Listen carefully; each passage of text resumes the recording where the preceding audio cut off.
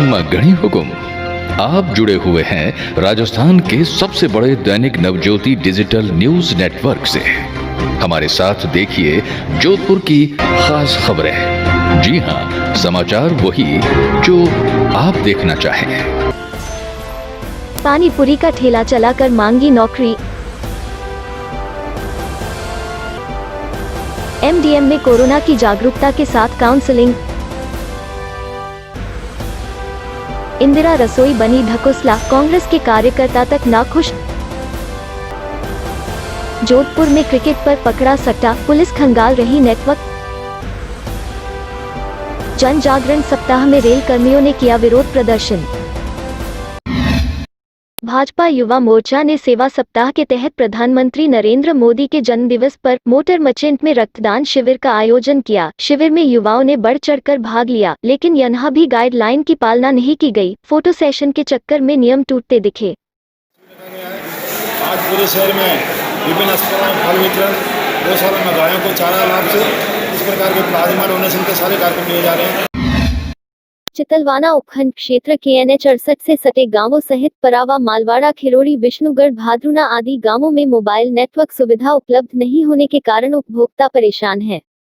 चितलवाना उपखंड क्षेत्र के परावा निवासी पूनमचंद गोदारा ने बताया कि गांवों में एयरटेल, वोडाफोन व जियो कंपनी के टावर के अभाव में इंटरनेट कनेक्टिविटी बिल्कुल नहीं है। साथ ही नेटवर्क की रेंज कमजोर होने के कारण एयरटेल, वोडाफोन और जियो नेटवर्क से मोबाइल कॉल के दौरान बात नहीं हो पाती और कॉल स्वतः ही डिस्कनेक्ट हो जाने से ग्रामीण उपभोक्ता परेशान है। जोधपुर में फिर से क्रिकेट पर सट्टा लगने शुरू हो गए हैं। इस खबर पर पुलिस भी मुस्तैद है। पुलिस ने कार्रवाई करते हुए 2 सटोरियों को अपनी गिरफ्त में ले लिया। इन सटोरियों ने 90 लाख से ज्यादा के भाव लगाए हुए थे। कार्रवाई बासनी पुलिस ने की। अब पुलिस आरोपियों से इनका नेटवर्क खंगाल रही है। बताया जा रहा है कि सटोरियों के तार बहुत दूर दूर तक जुड़े हुए हैं। बहुत जल्द ही पुलिस इस मामले में कई औरों को भी गिरफ्तार कर सकती है।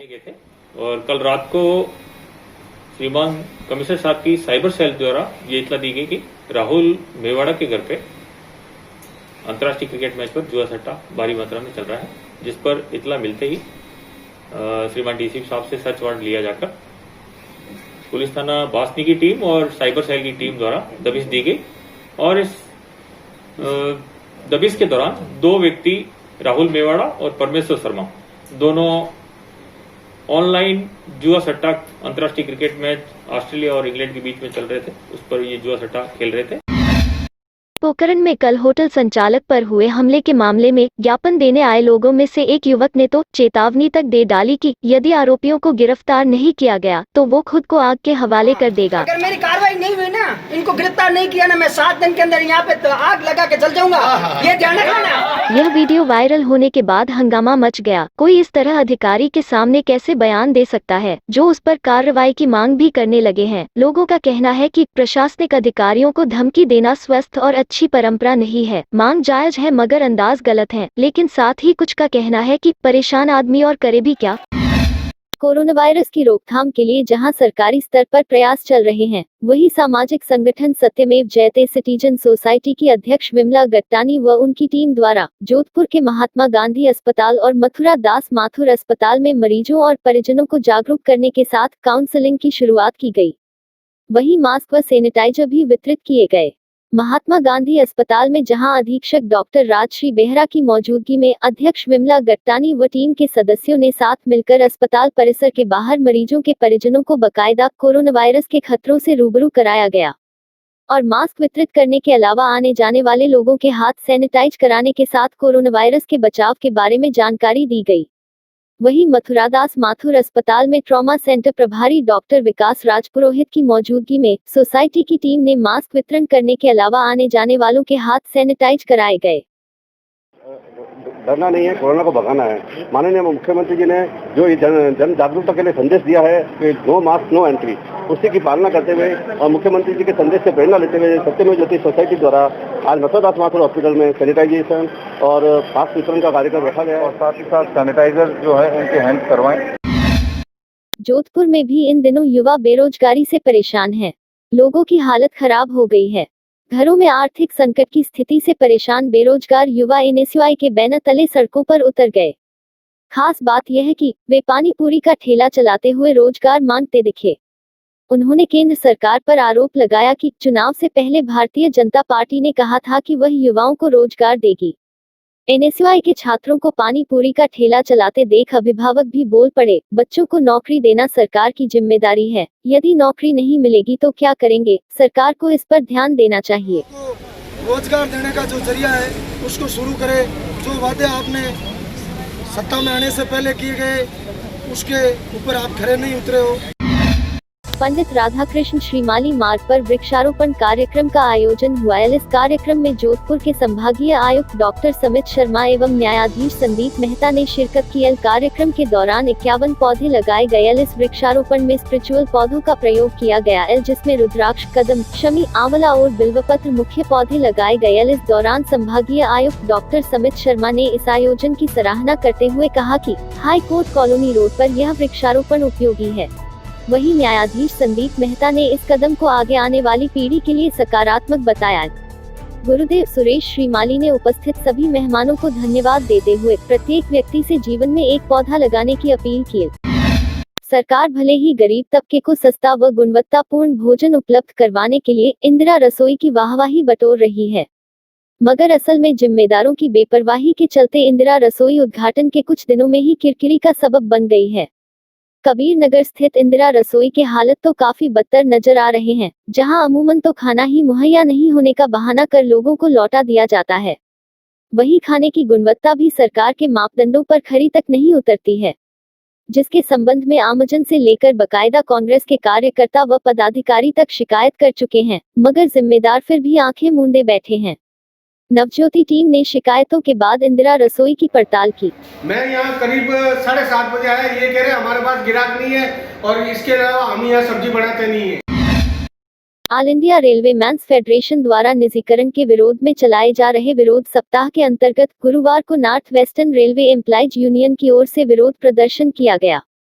मंडल सचिव मनोज परिहार ने बताया कि रेल मंत्रालय किसी कीमत पर रेलवे में निजीकरण करना चाहता है, लेकिन रेलकर्मी कामयाब नहीं होने देंगे। परिहार ने कहा कि रेल मंत्रालय अगर निजीकरण पर अड़ा रहा तो रेलकर्मियों को हड़ताल के लिए मजबूर होना पड़ेगा। विरोध प्रदर्शन में ज्योति प्रकाश माथुर, राम निवास, बन्ने सिंह, अशोक सिंह आदि कर्मचारी नेता उपस्थित थे। जांगीर समाज के आराध्य देव भगवान श्री विश्वकर्मा का पूजन दिवस 17 सितंबर को देश भर में कोविड-19 के अंतर्गत सरकारी गाइडलाइंस की पालना करते हुए सादगी के साथ श्रद्धापूर्वक मनाया गया। भगवान श्री विश्वकर्मा शिल्पकला और वास्तुकला में निपुण थे और इन्हें दुनिया का पहला इंजीनियर कहा जाता है। इसलिए शिल्प और वास्तु के क्षेत्रों से जुड़े लोग और जांगीर समाज इन्हें अपना गुरु मानते हैं। मान्यता है कि विधि विधान से भगवान श्री विश्वकर्मा का पूजन करने से कारोबार और व्यापार में वृद्धि होती है। अगर आप पेट्रोल पंप पर पेट्रोल भरवाने जा रहे हैं तो टंकी में नोजल डालने के बाद ध्यान रखें कि पाइप में से पेट्रोल टंकी में जा रहा है या नहीं। ऐसा ही मामला बुधवार को मंडोर रोड स्थित पेट्रोल पंप पर हुआ, जब रेलकर्मी नरेश अपनी बाइक में पेट्रोल भरवाने भारत पेट्रोलियम के डीलर सन सिटी पेट्रोल पंप पर गए और 300 रुपए का पेट्रोल डालने का बोला तो पंप पर कार्यरत कर्मचारियों ने नोजल टंकी में डाल दिया और मीटर चालू हो गया, लेकिन इस दौरान एक बूंद पेट्रोल टंकी में नहीं गया।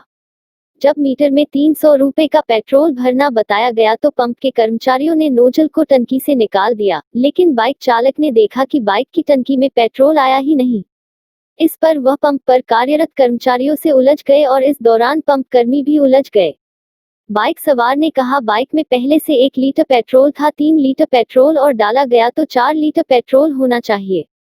इस पर टंकी से पेट्रोल निकाला गया, लेकिन उसमें 2 लीटर ही पेट्रोल निकला। प्रदेश के अन्य जिलों की तरह सूर्यनगरी जोधपुर में भी कोरोना का कहर बढ़ता जा रहा है। प्रतिदिन करीब 500 कोरोना पॉजिटिव मरीज सामने आ रहे हैं। ऐसे में जोधपुर डिस्कॉम में भी इसका कहर देखा जा रहा है। लगातार डिस्कॉम के कर्मचारियों से लेकर अधिकारी पॉजिटिव आ रहे हैं, जिसके चलते जोधपुर डिस्कॉम के एमडी अविनाश सिंघवी द्वारा सरकारी गाइडलाइन को ध्यान रखते हुए और अपने विभाग के अधिकारियों व कर्मचारियों की सुरक्षा को ध्यान में रखते हुए आज और कल 2 दिनों तक डिस्कॉम कार्यालय पूरी तरह से बंद है। वहीं डिस्कॉम कार्यालय के बंद होने के चलते सचिव प्रशासन मुकेश चौधरी द्वारा एक आदेश भी जारी किया गया है, जिसके चलते इन 2 दिनों तक कॉर्पोरेट कार्यालय के अधिकारी व कर्मचारी घर पर रहकर ही कार्य करेंगे। आज गुरुवार को सामुदायिक स्वास्थ्य केंद्र शेरगढ़ में कोविड-19 की सैंपलिंग हुई। डॉक्टर राम प्रकाश खोजा के निर्देशानुसार टीम के तकनीकी सहायक व लेब प्रभारी खुमानाराम भील की देखरेख में लेब सहायक खेमकरण शर्मा, गोवर्धन राम व बीएलओ खेत सिंह ने अपनी सेवाएं दी।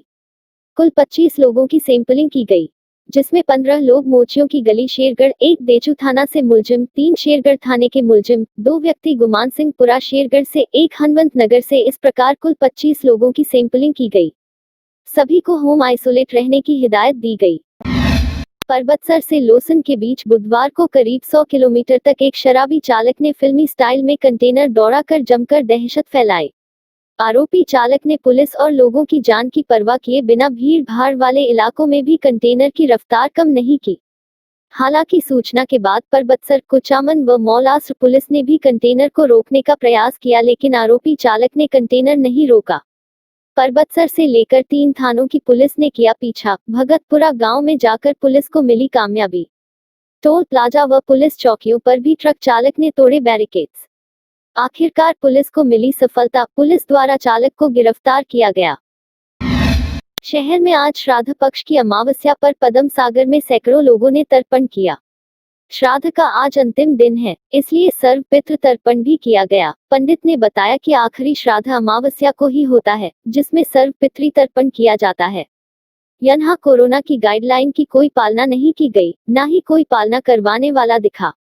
ऐसे में जब जोधपुर में कोरोना का कोहराम मच रहा है, वहां इस तरह के आयोजनों में उड़ रही गाइडलाइन की धज्जियां बता रही है कि जोधपुर में नागरिक अवेयर नहीं है। दोष प्रशासन को देते हैं, लेकिन खुद की जिम्मेदारी समझने के लिए कोई भी तैयार नहीं है।